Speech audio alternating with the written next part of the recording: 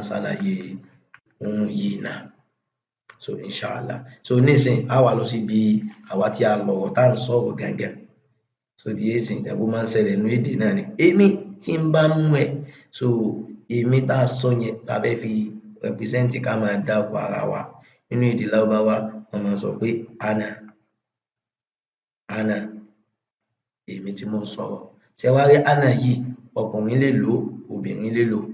So ẹ̀rí pé Allah Subhanahu wa Ta'ala náà máa ń lò ó, ana rabbukum, èmi ni olúwa yín o.